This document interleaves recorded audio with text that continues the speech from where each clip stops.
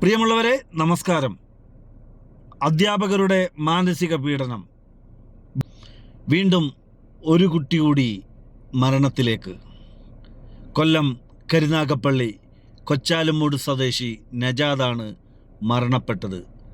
എൻ്റെ നാട്ടുകാരൻ കൂടിയാണ് നജാദ്. വളരെ സൗമ്യനായ ഒരു യുവാവായിരുന്നു നജാദ്. നജാദിനെ മരണത്തിലേക്ക് തള്ളിവിട്ടത് അധ്യാപകരുടെ നിരന്തരമായിട്ടുള്ള മാനസിക പീഡനമാണ് എന്നുള്ളതാണ് അറിയുവാൻ സാധിച്ചത്. ആ സ്ഥാപനത്തിൽ ഇതിനു മുമ്പും ഇതേപോലെയുള്ള മാനസിക പീഡനങ്ങൾ ഉണ്ടായിട്ടുണ്ട് എന്നുള്ളത് നമുക്ക് ഈ കുട്ടിയുടെ വാക്കുകളിൽ കൂടി കൃത്യമായി അറിയാവുന്നതാണ്. ആ വീഡിയോ ഒന്ന് കണ്ടു നോക്കാം. ഇത് ആദ്യത്തെ വിഷയമല്ല. ഇതിനു മുമ്പ് ഒരു പെൺകുട്ടി കുറച്ചു കാലങ്ങൾക്ക് മുമ്പ് ആത്മഹത്യക്ക് ശ്രമിച്ചൊരു നില ഉണ്ടായിട്ടുണ്ടായിരുന്നു. അത് പരിശോധിക്കുന്ന സമയത്ത് നമുക്ക് മനസ്സിലാക്കാൻ വേണ്ടി സാധിക്കുന്നത് ഇതുപോലെ പ്രോജക്റ്റ് എന്തോ വെക്കുന്നതുമായി ബന്ധപ്പെട്ട് എന്തോ പിഴവ് സംഭവിച്ചു. ആ പിഴവിന്റെ അടിസ്ഥാനത്തിൽ ആ വിദ്യാർത്ഥിക്കും ഇതേ നിലയിലേക്ക് മാനസികമായി വലിയ പ്രയാസം ഉണ്ടാക്കിയതിന്റെ ഭാഗമായി ആ വിദ്യാർത്ഥി ഉൾപ്പെടെ ആത്മഹത്യക്ക് ശ്രമിക്കുന്ന നില ആ സമയത്ത് ഉണ്ടായിട്ടുണ്ട്. അതിനുശേഷം വേറൊരു കുട്ടി ഇതേപോലെ ആത്മഹത്യക്ക് ശ്രമിച്ച് അതും പ്രയാസത്തിലേക്ക് നിൽക്കുന്ന ഒരു നിലയുണ്ട്. അതിനുശേഷമാണ് ഈ നജാദ് എന്ന് പറയുന്ന വിദ്യാർത്ഥി ഉൾപ്പെടെ മരണപ്പെടുന്ന നിലയുണ്ടായിട്ടുള്ളത്.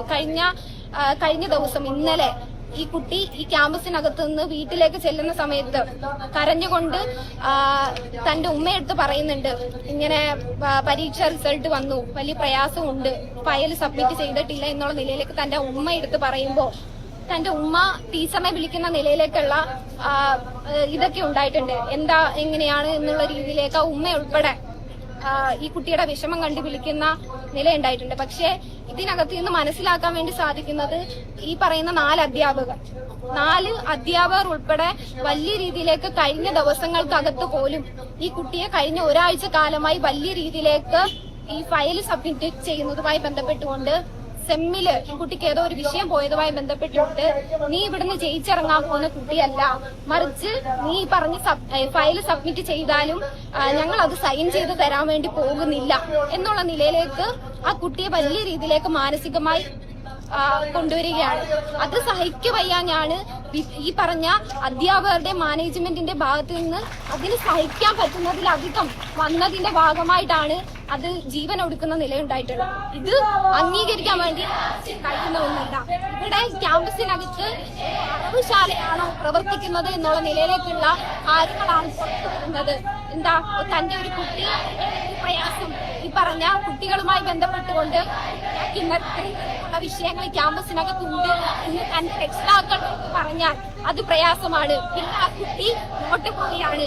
ആ കുട്ടിയെ നോട്ടുപുള്ളിയാക്കിക്കൊണ്ട് ആ കുട്ടിയെ വേണ്ടിയിട്ട് ഇന്നിതാ സമരമായ SFI ആദ്യഘട്ടത്തിൽ സമരം എടുത്തുകൊണ്ട് ക്യാമ്പസിനകത്തേക്ക് വരുമ്പോ കുട്ടികളോട് സംസാരിക്കുന്ന സമയത്ത് നമുക്ക് മനസ്സിലാക്കാൻ വേണ്ടി സാധിക്കുന്ന തരംതിരിച്ചുകൊണ്ട് വിദ്യാർത്ഥികളെ കാണുകയാണ്. കുറച്ച് ഇഷ്ടപ്പെട്ട വിദ്യാർത്ഥികളോട് മാത്രം സ്നേഹം.